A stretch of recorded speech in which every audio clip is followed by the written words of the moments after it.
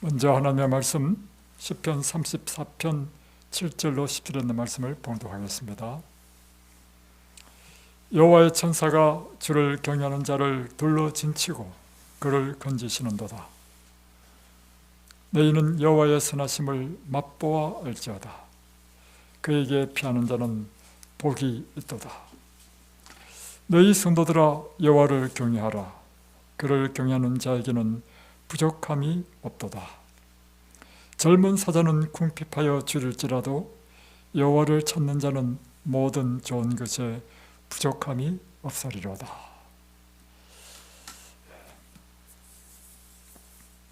시편 34편은 다윗이 기록한 것입니다. 다윗이 그의 경험을 토대로 그는 시편 34편을 기록했습니다. 특별히 성경 가운데 우리 인생이 힘들고 공고할 때 큰 위로를 받는 것은 시편입니다. 그 이유는 시편의 절반 이상을 다윗이 기록했고, 다윗이 쓴 시편은 모두가 다 그의 삶의 경험을 토대로 그의 곤란과 시련과 어려운 때에 하나님께 구하고 하나님께서 그를 도우신 그런 경험을 기록한 것이기 때문입니다. 시편 34편도 역시 마찬가지로 그는 그의 경험을 노래한 것입니다. 그리고는 그가 이 경험을 아주 축약적으로 기록한 것이 있습니다. 그것이 바로 시편 23편입니다. 여호와는 나의 목자시니 내게 부족함이 없으리로다. 그가 나를 푸른 풀밭으로 인도하시며 쉴만한 물가로 인도하시는도다. 내 영혼을 소생시키시며 자기 이름을 위하여 의의 길로 인도하시는도다. 내가 사망의 음침한 골짜기를 다닌다 할지라도 해를 두려워하지 않을 것은 주께서 나와 함께 하심이라. 주의 지팡이와 막다기가 나를 안위하시나이다. 그가 평생 생애를 살고 경험한 것은 하나님은 참으로 선하신 분이시라는 것입니다. 그런데 우리 인생을 인도하시는 분이시고 우리를 푸른 초장과 쉴만한 물가로 인도하시며 혹 우리가 음침한 사망의 골짜기를 다닌다 할지라도 하나님께서는 우리를 보호하신 분이라는 것입니다. 그래서 이 시편 34편에 다윗은 이렇게 이야기하는 거죠. 여호와의 천사가 주를 경외하는 자를 둘러 진치고 그를 건지시는도다. 너희는 9절에 너희 성도들아 여호와를 경외하라. 그를 경외하는 자에게는 부족함이 없으리로다. 10절에 젊은 사자는 궁핍하여 줄일지라도 여호와를 찾는 자는 모든 좋은 것에 부족함이 없으리로다. 그리고 15절 보십시오. 여호와의 눈은 의인을 향하시고 그의 귀는 그들의 부르짖음에 귀를 기울이시는도다. 17절 의인이 부르짖음에 여호와께서 들으시고 그들의 모든 환난에서 건지셨도다. 하나님께서는 여호와를 경외하는 자에게 천사로 진을 쳐주시고 보호하신다는 것입니다. 하나님께서는 당신을 경외하는 자에게 부족함이 없도록 주님께서는 우리에게 공급해 주신다는 약속입니다. 젊은 사자는 굶주릴지라도 여호와를 경외하는 자에게는 좋은 것으로 부족함이 없게 하시겠다. 그러면서 다윗은 이렇게 시편을 기록한 이유가 뭘까요? 내가 이렇게 직접 경험했다는 것입니다. 내가 경험해 보니까 하나님께서는 당신을 경외하는 자에게 이와 같이 은혜를 베풀더라. 그분을 경외하는 자는 절대로, 또 시편 쭉 보면요, 무슨 말씀이 나오냐면, 내가 젊었을 때 보았는데 하나님을 경외하는 자는 어렸을 때부터 늦기까지 글씨하는 자를 내가 본 적이 없다. 다 다윗이 그가 경험을 통해서 기록한 것이죠. 그러면서 우리에게 하시는 말씀이 뭐냐면 8절에 보면 너희는 여호와의 선하심을 맛보아 알자다. 그러니까 우리가 하나님을 어떻게 알아야 된다는 것입니까? 예, 맛을 보아서 알라는 것입니다. 다시 변하면 우리가 음식에 놓여져 있는데 이 음식이 눈에 보기도 참 맛있게 보이고 아름답게 보인단 말이에요. 그러나 진짜로 이 음식이 맛있는 것은 뭘 할 때 우리가 느낄 수 있습니까? 직접 먹어볼 때. 마찬가지로 하나님의 선하심과 아름다우심을 우리는 어떻게 느끼는가? 직접 경험해 볼 때 느낀다는 것입니다. 사실 신앙생활이라는 것은 하나님이 어떤 분이신지를 알아가는 것이 신앙생활입니다. 그죠? 여러분은 처음에 하나님을 어떻게 알게 되셨습니까? 예, 제 경험에 의하면 우리는 하나님을 알 수가 없습니다. 그래서 하나님을 알 수 있는 유일한 방법은 하나님 자신이 우리에게 자신을 계시할 때만 알 수 있습니다. 그게 무엇인가 하면 성경입니다. 성경은 하나님께서 자신을 계시한 것을 나타낸 것이 성경이에요. 그래서 이 대학교 4학년 때 처음으로 성경 보고 와, 이분이 하나님이시구나. 난 처음 알았습니다. 나한테는 얼마나 큰 감동인지, 제가 얼마나 하나님께 빠졌는지 성경에 빠져가지고요. 대학교 4학년 때 성경만 읽었습니다. 성경만. 그래서 여러분, 우리는 하나님을 어떻게 알죠? 예, 하나님께서 자신을 계시해 주신 이 말씀을 통하여 하나님 이런 분이시구나. 하나님은 전능하신 분, 능치 못한 일이 없으신 분이시구나. 또 하나님의 품성은 이분은 사랑의 하나님이시구나. 이걸 뭘 통해서 알았습니까? 당신이 계시해 주신 이 말씀을 통해서 알았단 말이에요. 두 번째, 하나님께서는 이 성경 가운데 자신을 계시하는 또 다른 방법을 갖고 계십니다. 그건 뭐냐면 인간의 역사를 통해서 삶의 현장 가운데 하나님께서 직접 개입하셔서 그 사람의 생애 가운데 하나님께서 일하시는 것을 나타내 보여주심으로 하나님이 어떤 분이신지를 보여준 거예요. 그래서 성경 이야기는요, 다 뭐냐면 우리 삶의 이야기입니다.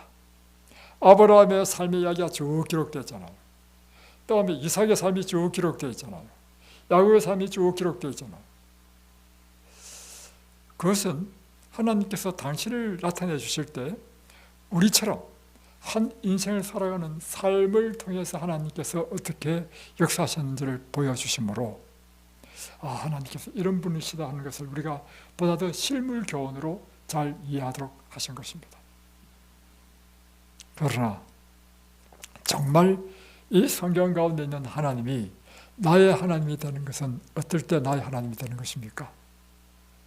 내가 직접 그 하나님을 만날 때, 직접 하나님께서 내 생애 가운데서 이 성경에 아브라함을 만나시고 이삭을 만나시고 야곱을 만나셔가지고 역사하시고 그를 축복하신 것처럼 나의 생애 가운데서 하나님께서 나타나시고 역사하시고 나를 축복하셔서 내 삶 가운데 그분을 만나는 경험만큼 확실한 것이 있습니까?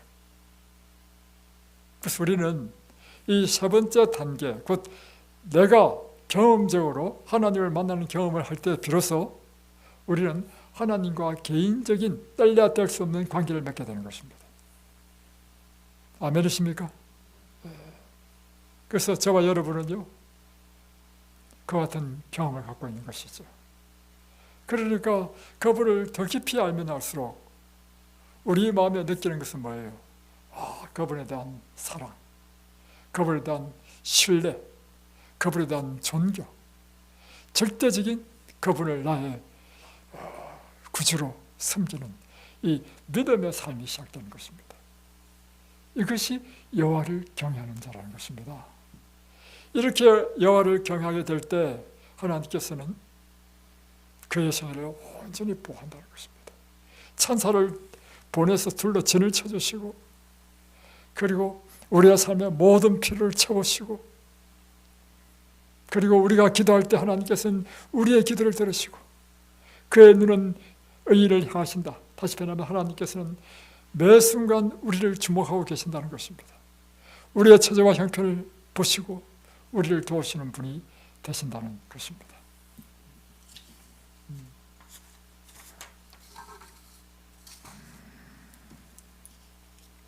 그래서 저는 오늘 새벽에 일어나서 기도하는 가운데 하나님께 진 영감은 이것입니다.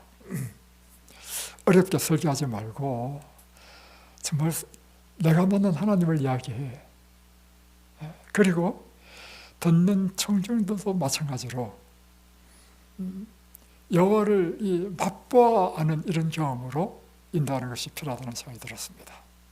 그래서 오늘 제 설교는 여호와를 맛보아 알지어다 이런 제목으로 말씀을 좀 드리면서 실제적인 하나님께서 우리의 삶 가운데 역사하시고 만나신 경험을 나눔으로 우리가 하나님을 추상적인 하나님이 아니라 실제적으로 내 삶을 도우시는 하나님으로 여러분도 만나게 되시기를 소망합니다.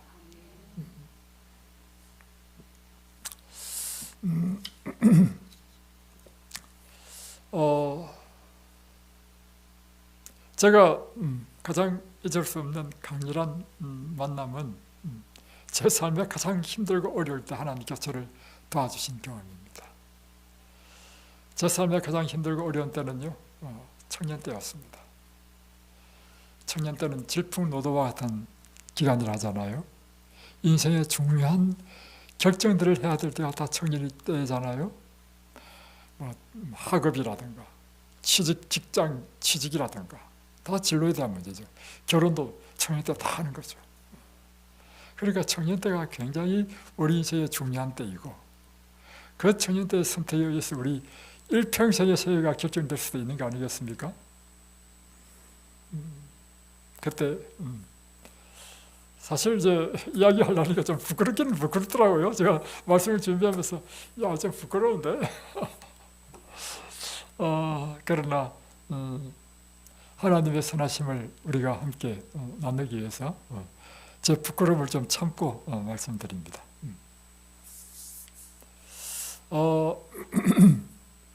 제가 이제 대학교 4학년 때 이제 성경을 보게 되고 하나님을 믿어야 되겠다 이렇게 결심하고 하나님을 믿기로 했습니다. 하나님을 믿으면 교회를 가야 된다 이 생각은 저한테 있었어요. 저는 이제 교회를 가본 적이 없기 때문에 교회는 다 하나인 줄 알았습니다. 다 똑같은 줄 알았습니다. 근데 교회를 가려고 보니까 교회 종류가 많은 거라. 교파가 많아. 그러니까 내가 어느 교회를 가야 될까? 그것이 저에게 문제가 되었습니다. 그래서 지난번에 이야기한 것처럼 제일 첫 번째 간 교회는요, 가장 인기가 많고 그 당시에 1984년이었습니다. 가장 인기가 많고 많은 사람들이 모였던 것이 여의도 순복음교회였습니다. 그래서 저는 기왕이면 많은 사람들이 모이는 그곳에 가기로 했습니다. 그래서 버스를 타고 얼마나 먼지 여의도까지 갔어요. 갔는데 사람들이 인산인해를 이뤄가지고요, 이야 진짜 사람들 많이 오대. 본당에 들어가지 못했습니다. 그런 별관에서 이제 스크린을 보고 이제 하는 예배를 드렸는데, 그때 이제 우리 조영교 목사님의 설교가 참 훌륭했어요. 저 감동을 많이 받았습니다. 그런데 갑자기 중간에 통성기도하는 시간을 갖더라고. 통성기도하는데요, 저는 그걸 또 처음 본 거야. 별관에도 한 1000명이 돼. 그 사람들이 일제히 소리를 지르면서 기도하는데 내가 너무 무서워가지고 도망쳐 나왔습니다. 이거 무서워. 그냥 큰일 났는데, 나 교회는 가야 되는데 나 이런 게 못 가겠는데. 제가 불교신자였단 말이에요. 불교신자는 조용하잖아요. 차분하고. 그래서 그 다음부터 이제 동네에 있는 교회를 가봤습니다. 가보니까 조용하고 그렇지 않더라고. 그래서 이 정도면 내가 다닐 수 있겠다. 그런데 그때 어떤 생각을 했느냐면 내가 경영학을 전공했으니까 좀 합리적으로 선택을 해야 되겠다. 교회도 이 모든 교회를 교파마다 하면 다 한 번씩, 물론 다 갈 수는 없겠지만 한 번씩 다 간 다음에 가장 성경적으로 가르치는 교회를 가야 되겠다. 이렇게 해서요, 이제 교파마다 한 번씩 가기 시작했습니다. 매 일요일마다. 그러다가 이제 어느 날 이제 시조사 앞에 있는 저림교회를 보게 되었습니다. 그래서 이 교회를 한번 가봐야 되겠다. 교회가 참 예뻐요. 근데 딱 가보니까 토요일 예배 드린다는 겁니다. 그래서 아니 이 교회가 왜 토요일 예배 드려? 일요일 예배 드려야지. 이상한 교회네. 내 마음에 갑자기 두려움이 확 들어와. 잘 모르면서도. 그러면서도 그럼 내가 뭐 이상하면 내가 나오면 이제 안 다니면 되지 하고 이제 한번 가봐야 되겠다. 그래서 이제 토요일 날 갔어요. 갔는데 다른 교회는 뭐 11시부터 이제 가면 되는데 이는 9시 반부터 오라는 것입니다. 그래서 9시 반부터 이제 갔더니만 성경 공부하는 시간이 있어. 그래서 성경 공부를 하다 보니까 아주 성경적이야. 그리고 11시에 이제 예배를 드리는데 제가 은혜를 받은 건 이것입니다. 일주일 동안 제가 혼자서 성경을 집에서 하루에 그 당시에만 8시간씩, 10시간씩 공부했습니다. 성경을. 혼자서. 아무런 주석도 없이. 성경 통독이죠. 읽다 보면 어려운 게 너무 많잖아요. 그럼 혼자서 생각해. 이게 무슨 뜻인가 생각하고 내 나름대로 해석하고 그러면서도 해결 안 되는 부분이 너무 많아. 성경이 어렵기 때문에. 그런데 그날 설교를 하시는데 제가 그 주에 내가 이해하지 못한 그 제목으로 목사님이 설교하시는 거라. 그러니까 그 다음 주에도 이렇게 다시 한 번 더 가봐야 되겠다 생각이 드는 거라. 또 갔어요. 그 다음 주도 똑같이 일주일 동안 제가 성경 공부하다가 제가 모르는 부분을 가지고 또 설교하시는 거라. 그래서 계속 다니다 보니까 성경적으로 가르치는 교회다 하는 확신이 들어가지고 제가 그 교회를 다니게 되었습니다. 근데 이 교회는 예배를 토요일날 예배드려야 돼. 왜냐하면 십계명 가운데 안식일이 토요일이니까 성경대로 이제 믿는 교회다 보니까 토요일 예배 드리는 것입니다. 그런데 저한테는 어떤 문제가 생겼냐면 4학년 졸업할 때 딱 되니까 이제 취업을 해야 되는데 그 당시 1986년도에 제가 졸업하는 해니까 1985년도 4학년 때부터 이제 취업하잖아요. 그 당시엔 주 5일 근무가 아니었어요. 토요일 쉬는 데가 없어, 회사가. 그래서 제가 기대했습니다. 특별한 시험을 좀 준비를 하려고 그동안 준비해왔지만 이 시험에 1년을 더 공부해서 이제 해야 되겠다 했단 말이에요. 그래서 제가 이제 사실 취업을 안 하고 1년 동안 공부를 더 했습니다. 근데 그 시험이 굉장히 어려운 시험이었습니다. 제가 계속 3학년 때부터 시험 쳤는데 3학년, 4학년 다 떨어졌어요. 그건 1년에 전국적으로 다 사람들이 다 몰리는데 1년에 100명만 뽑는 시험이었어요. 100대 안에 들어야 돼. 이거 지금 얼마나 어렵겠습니까? 그런데요, 그 다음에 1년 공부해서 합격했습니다. 근데 그 해에 몇 명 뽑았냐면 100명 뽑다가 내가 그 1년 공부한 그 해에 250명을 뽑았어. 저는 어떻게 하냐면 나는 하나님의 은혜로 250명 중에 꼴찌로 합격했다. 실제로는 몰라요. 모르겠지만 내 마음에 하나님의 은혜다. 얼마나 감사한지. 저는 잊을 수가 없습니다. 하나님 나를 위해서 100명에서 250명으로 늘렸다. 내 생각이에요.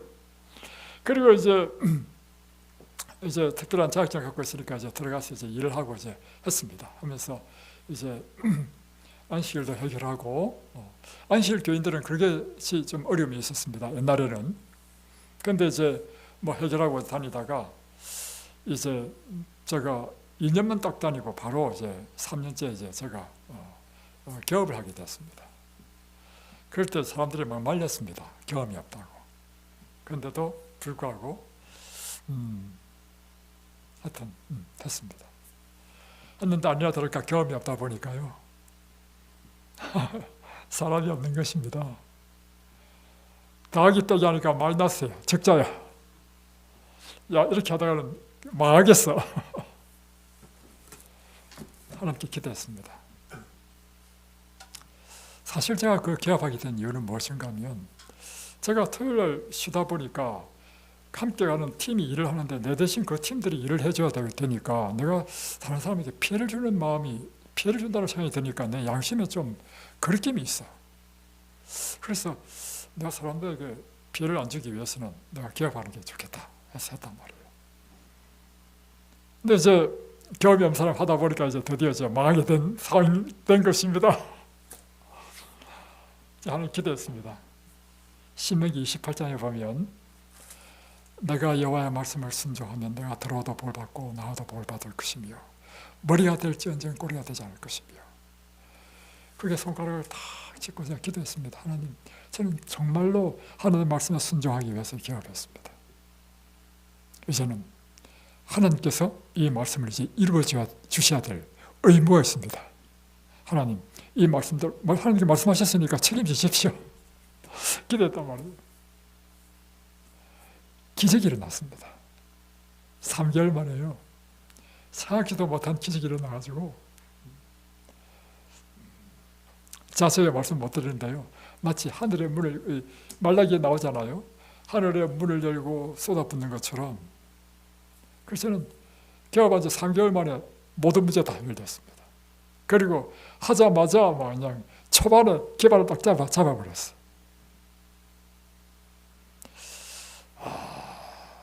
정말 이런 이야기를 사실 하기가 사실 저는 좀 꺼려지거든요. 개인적인 이야기다 보니까. 그러나 제 개인적으로는요, 너무나 강렬한 하나님께서 살아계시고 정말 하나님께서 역사하시는 경험을 나는 갖고 있는 것입니다. 나는 그분의 선하심을 어떻게 알아요? 경험적으로 알아. 맛을 보았어.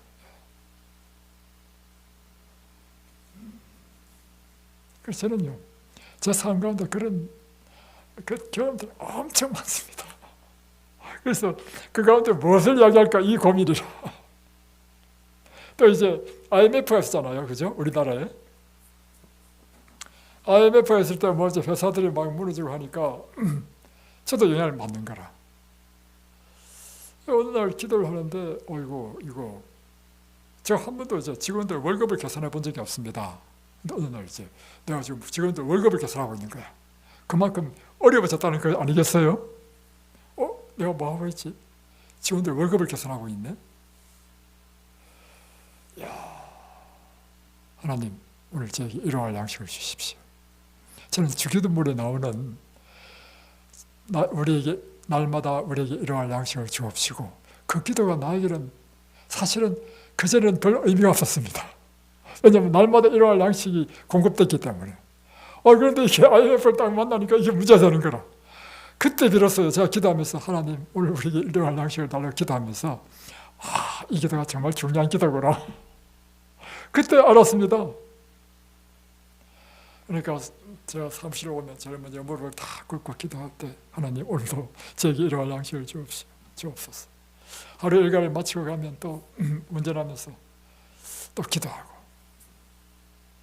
어느 날요, 퇴근하고 운전하면서 기도하는, 그때 겨울이었던가 봐요. 왜냐하면 6시 퇴근하는데 깜깜했으니까. 운전하다가 이제 신호등이 딱 걸려가지고 좌회전 신호를 받아 가거든요. 그래서 저는 운전하면서 기도를 많이 해요. 그래서 하나님, 오늘 제게 일용할 양식을 주옵소서. 이 기도가 왜 이렇게 심각하게 됐습니까? 이게 지금 하나님께 드리는 기도입니다. 예전에는 이 기도가 나에게 심각하지 않았는데, 하는 순간이요, 하나님께서 제 머릿속에 한 형상을 딱 보여줬어요. 제 눈으로 본 게 아니고 그 순간 제 머릿속에 한 형상이 딱 떠올랐는데, 예수님께서 십자가에 딱 살려 돌아가신 모습을 보게 된 거라. 그걸 딱 보는 순간,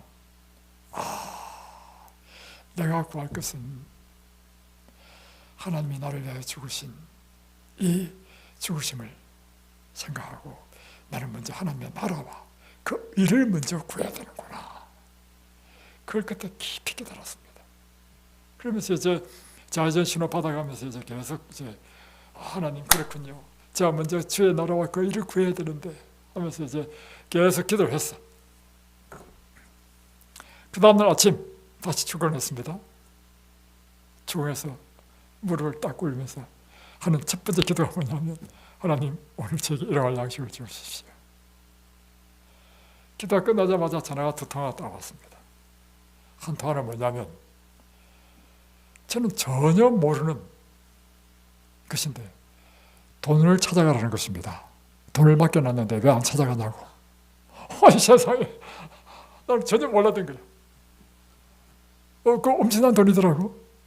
두 번째 딱 전화 오는 것이 뭐냐면 일이 들어왔습니다. 들어왔는데 그것이 큰 건수였습니다. 그래서 하나님께서는 단 2통의 전화로 제 인생의 모든 문제를 해결했습니다. 그래서 저는 이런 경험들이 제 삶 가운데 여호와의 선하심을 맛보아 알았던 경험이었습니다.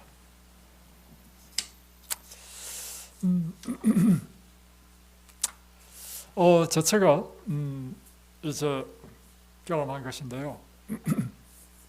제가 경험한 여호와의 선하심을 맛본 경험을 좀 말씀드리겠습니다. 어느 날 문자가 왔어요. 문자 왔는데 어떻게 문자 왔냐면 엄마, 내 거 휴대폰 액정 깨져서 AS 센터에 수리 맡기고 임시폰으로 문자했어. 통화는 안 되고 문자만 가능해. 문자 줘. 하고 딱 온 거예요. 그러니까 그때 제가 뭐 집 청소하고 하다가 그걸 들으니까 그렇구나 하고 저 문자를 보냈어. 그러니까 또 문자 왔어. 지금 뭐 하고 있어? 시간 괜찮아? 그러니까 제가 또 보냈어. 어떡하니? 나 지금 청소하고 있어. 보냈어. 그러니까 또 문자 왔어요. 액정 파손 보험 가입하면 보험 처리로 수리가 가능한데 내 명의로 안 돼서 엄마 명의로 하려고 해. 여러분 딱 감 잡았죠? 그런데 저처럼 전혀 감을 못 잡았어. 그래가지고는 근데 이제 하느냐 그러니까 제가 그래? 지금 너무 급박한 상황이잖아요. 그래? 이렇게 또 보냈어. 그러니까 보험비 납부도 우선 엄마 카드로 하고 다시 내 명의로 변경해야 돼. 우리 은행, 롯데, 기업, 새마을, 우체국 여기 은행은 카드 할인이 되네. 어느 은행으로 할까? 또 문자 왔어. 그러니까 이제 카드 3개나 불러줬어. 제가 딱 불러주고 나니까 보이스피싱이다. 제가 이 경험하고 얼마나 창피한지 몰라. 내가 보이스피싱 당했다는 것 자체가 너무너무 창피한 거예요. 근데 그 보이스피싱은요 순간적이에요. 하여튼 저처럼 막 엄청 창피하게 생각하더라고. 그래서 즉시로 이제 은행에 전화했습니다. 근데 그 짧은 시간에 이미 카드에서요 2개의 은행인가 2개의 카드인가 하여튼 3개 2개? 3개 3개 카드에서요 440만 원을 빼갔습니다. 그 짧은 시간에. 그런데 은행에서는 이런 사고가 많아가지고 한 번도 이런 가지고 뭐 구제해 준 적이 없대요. 구제할 방법도 없대. 그래서 또 경찰에 또 신고했습니다. 그러니까 경찰도 하는 이야기가 찾기 힘들다고 포기하라고. 한 번도 이래가지고 구제된 적이 없다고.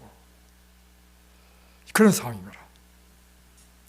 이런 사건 이후에 수요일 날 제가 말씀 큐티 하는 그룹이 있어요. 3사람인데 이 말씀 큐티 시간에 예수님의 생애를 기록한 시대 소망을 큐티를 했는데 제목이 고요하라 잠잠하라였습니다.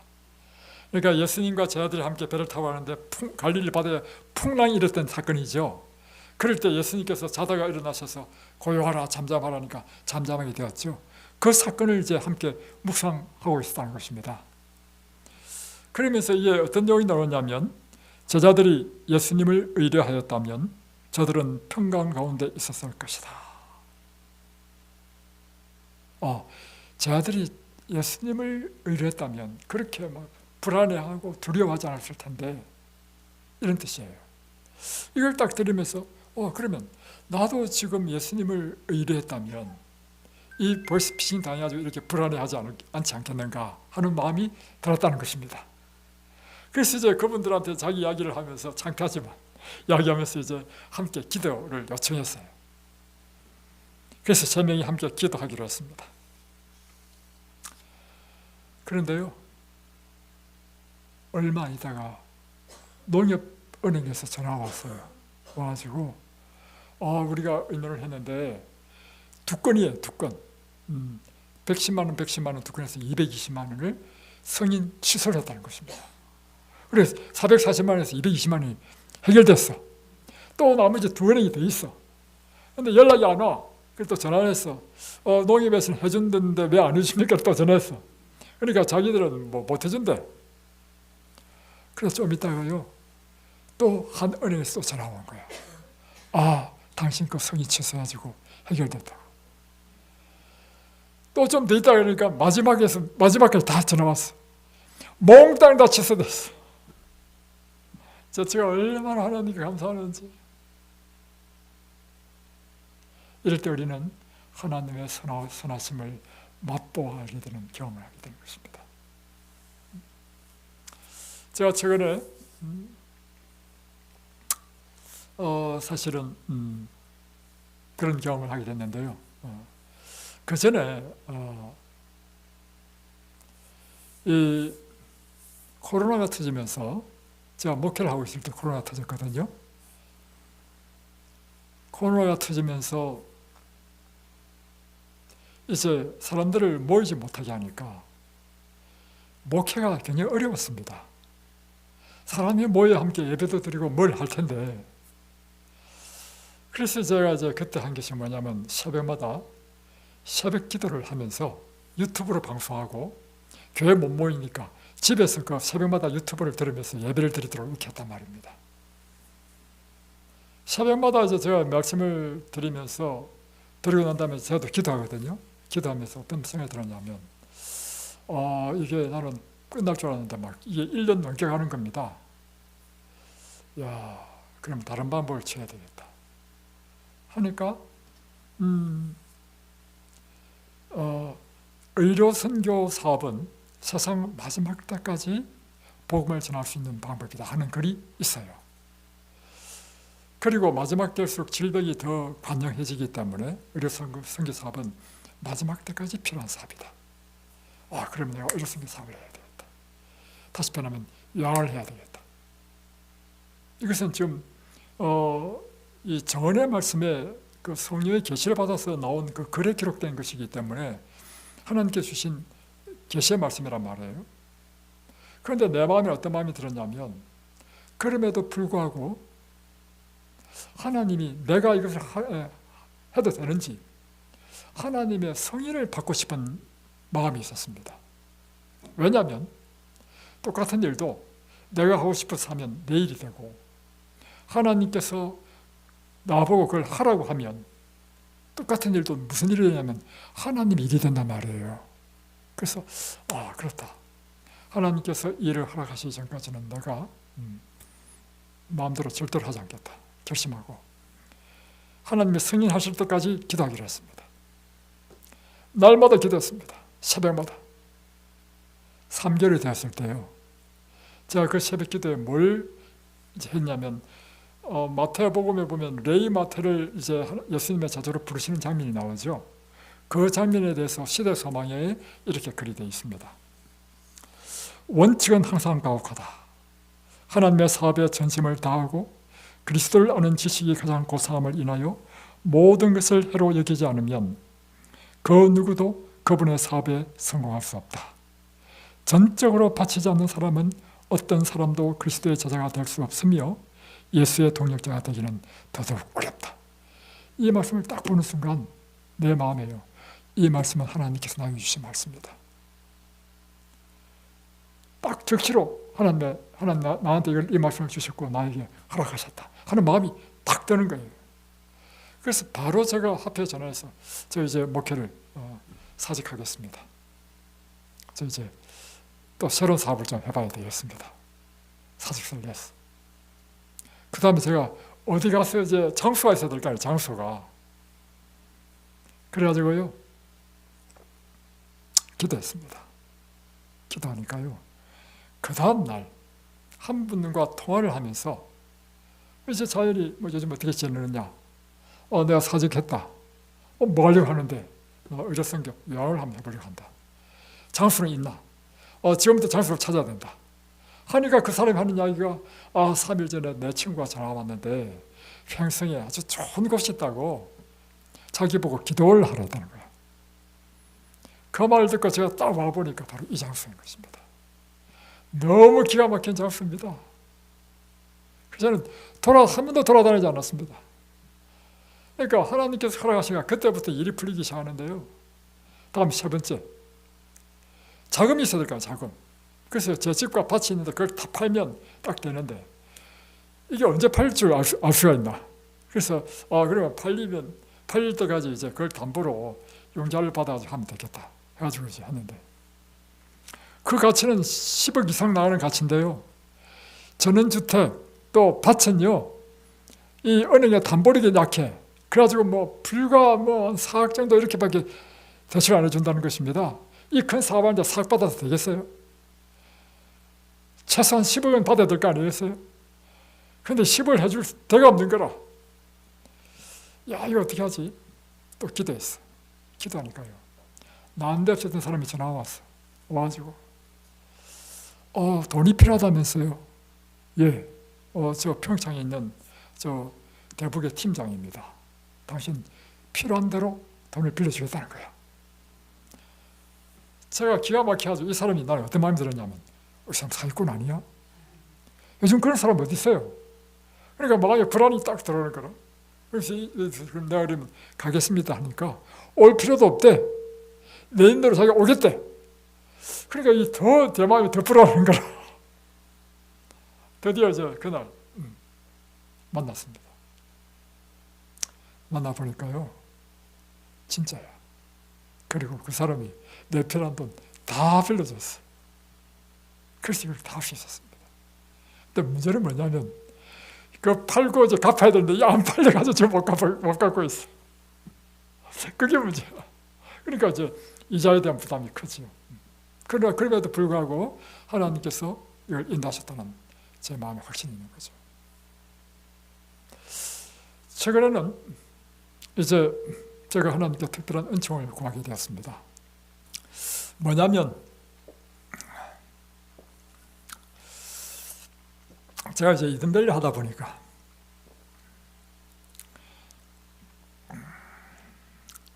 이 사람들이 이제 유튜브로도 많이 듣고 오는 사람도 많은데 이 원장이 너무 말랐다는 것입니다. 지난번에 이제 김명호 목사님이 오셔서 하시는 이야기가 미국에 자기가 잘 아는 그분이 장로님인지 목사님인지 모르겠습니다. 그분도 날마다 유튜브로 우리 방송을 보신대. 그런데 그분이 늘 보시면서 하시는 말씀이 이렇게 한대. 아이고 왜 이렇게 말랐을까? 이렇게 말씀하신다는 거예요. 그 말을 듣고 생각해 보니까 내가 이 하나님 사업하는데 이게 하나님께 영광이 안 되고 좀 그런 거예요. 그래서 제가 하나님께 기도하기로 했습니다. 하나님 제가 살 좀 쪄드렸습니다. 이게 하나님께 영광이 안 됩니다. 근데 여러분 살찌는 거 우리 마음대로 할 수 있나요? 못 하잖아요. 내가 생각할 때 불가능한 일이야. 두 번째, 제가 장기침을 좀 계속 해왔습니다. 옛날에 이제 폐결핵도 앓고 이제 폐가 나쁘다 보니까. 근데 가만히 생각해보니까 이 요양원의 원장이 기침을 그렇게 장기침하면 이게 별로 덕이 안 되는 것 같아. 그래서 하나님 장기침을 좀 안 하면 좋겠습니다. 세 번째, 제가 이제 계속 이제 옛날에는 하루에 2번씩 설교했어요. 하다 보니까 성대가 결절이 돼가지고요. 목 소리가 좀 변질됐어. 야, 좀 이 설교할 때 목소리가 좀 예쁘고 좀 좋으면 얼마나 좋겠습니까? 그래서 하나님 제 목소리를 좀 예쁘게 좀 해달라고 좀 기도하고. 또 이제 마지막으로 뭐냐면 이곳에 이제 자주 입사하시는 분이 계십니다. 제주도에 계신 집사님이신데 이 집사님이 하시는 이야기가 뭐냐면 우리가 그때 어떤 그분이 이제 다른 곳에 이제 잠깐 계셨는데 그곳에서는 우리처럼 이렇게 이제 산책할 이 공간이 별로 없는가 봐요. 그러니까 점심만 먹으면 사람을 차를 태워가지고 송리산인가 거기에 풀어놓는데요. 그러면 사람들이 운동하고 나서 이제 타고 오고 이렇게 한다네요. 근데 우리는 이제 이곳에 이제 산책할 수 있는데 많으니까 그런 필요를 못 느끼는데. 근데 이분이 와가지고 하시는 이야기가 뭐냐면, 목사님, 이곳에서도 좀 그렇게 좀 태워가지고 이곳이 막 청태산 자연휴양림, 습채원, 횡성호수 좋은 데 많은데 좀 구경을 자주 시켜주면 좋겠다는 것입니다. 근데 이제 딱 생각해 보니까 우리가 가끔씩 소풍 가잖아요, 그죠? 소풍 가는데 소풍도 어떻게 가느냐면 차가 이제 오시는 분 입소자들이 차를 가져왔을 때는 같이 소풍 갈 수 있는데 입소자가 차를 안 가져오면 태울 차가 없어가지고 못 가는 경우도 있단 말이에요. 그리고 또 한 가지는 입소자가 차를 가져왔다 하더라도요, 자 해보니까 어떤 사람은요 별로 안 좋아하더라고. 자기 차를 이용하는 거를. 그래서 우리에게 진짜 이런 사람을 좀 태울 수 있는 11인승 스타리아 그 차가 필요하다. 그래서 이제 어떻게 차를 구하나 하고 기도를 딱 하는데요. 항상 저는 인생의 문제가 생기면 첫 번째 내가 어떻게 그 문제를 해결할까 생각한단 말이에요. 이거 어떻게 구하나. 그것도 보니까 알아보니까 4천만 원대. 야, 이거 어떻게 구하나 하는데 갑자기 하나님께서 내 마음에 어떤 마음을 주시냐면, 야, 너는 네 인생의 문제를 왜 꼭 네가 해결하려고 하느냐? 그 문제 하나님께 한번 구해봐. 이런 음성이 들리는 거라. 그래서 맞아, 내가 하나님께 구해야 되겠다. 그래서 하나님, 그럼 하나님께 구하겠습니다. 그러면 하나님께서 이거를 차를 주십시오를 기도했단 말이에요. 근데 내가 믿음이 없어가지고요. 그걸 기도해놓고 가만히 생각해보니까 안 이루어질 것 같아. 왜냐하면 그때서 이든벨리에서 그걸 막 광고할 수도 없고, 그죠? 그러니까, 그리고 또 이든벨리는 또 교회도 아니야. 교회 같은 경우는 그런 필요가 있으면 교인들이 헌금해서 하야 되는데, 이든벨리는 교인도 없잖아요. 입소자들이 잠깐 있다가 가잖아요. 기도를 하긴 하는데 이거 안 될 것 같은데. 그런데요, 첫 번째, 제 장기침이요, 기도하니까 점점점 줄어들었어. 요즘 거의 안 해. 두 번째, 저 마산에 있는 한 자매가 이곳에 와가지고 요양을 했거든요. F장한, 키 작은 F장한 사람이 있습니다. 어느 날 전화가 왔어. 목사님, 필요한 데 쓰시라고 100만 원 입금시켰다는 거야. 제가 깜짝 놀랐어요. 이거 기도 응답 아닌가, 내 마음에. 근데 뭐 4천만 원이 필요한데 100만 원이 되겠습니까? 그래서 그래도 갈 길이 너무 먼데. 또 좀 있다 보니까요, 영주에서요 한 자매가 또 전화 온 거야. 목사님, 제가 100만 원 보냈습니다. 왜 보냈습니까? 그러니까 처음 시작할 때 2022년도에 이 사람이 처음 왔는데 여기 와가지고 그가 진리를 배워가지고 그 이후로 영주에 자기 집이거든요. 집으로 가지고 재림교회를 열심히 다루는 신실한 교인이 됐어. 그래서 자기가 생각해 보니까 내가 이든벨리에 와가지고 이 진리를 배웠다. 너무 감사하다. 해가지고 헌금한다는 거야. 야, 이런 일이 다 생기네. 그래서 그때부터 내가 용기를 가지고 기도할 때마다, 글쎄 기도를 하기는 하지만 이게 될까? 계속 기도했어요. 하나님, 은총의 표정을 보여주십시오. 또 좀 있으니까요, 어떤 분이 일을 해달래. 그래서 이제 어떤 분이 이제 뭐 자기 세금 때문에 고민을 해요. 세금이 한 1,000만 원 온다는 것입니다. 그래요. 그 자료 한번 가져와 보십시오. 그 자료 가지고 이제 쫙 분석해 보니까 300만 원만 하면 내도 돼. 그래서 1,000만 원 낼 필요 없다고 300만 원만 내면 된다고. 얼마나 감사하겠어요, 그 사람은. 이거 너무 감사하다고. 내가 좀 수수료를 좀 주고 싶다는 거야. 이거 무슨 수수료 받냐고. 나는 그거 안 받는다고. 하다 딱 생각해보니까 맞아, 차를 사야지. 맞아. 수수료 대신에 네, 저 사실 이만저만한데 기도하고 있는데 그 우리 선교 차량 헌금을 좀 하시라고 하니까 헌금을 또 했어. 그래가지고요 그때부터 막 한 사람 가끔씩 한 사람 다시 와가지고 지금 얼마 모였느냐 오늘 제가 계산을 해봤어. 그리고 또 제가 지난번에 속초 중앙교회 가지고 사례금 받은 거 몇십만 안 되지만 다음에 또 원주 중앙교회 또 전도회 갔죠. 그래서 사례금 받은 것도 넣고 또 제치가 참 착해. 제치가 그 말 듣고 자기 자녀들이 준 뭐 용돈 있죠. 우리 애들이 이제 명절 주자는 용돈 모아놓은 걸 또 주는 거라. 그래서 제가 다 계산해 보니까 지금 1,200만 원이 됐어요. 1,200만 원. 와! 제가 이 말씀을 드리는 이유는 무엇인가 하면 여러분이 생각할 때 이거 불가능하다 생각하는 것.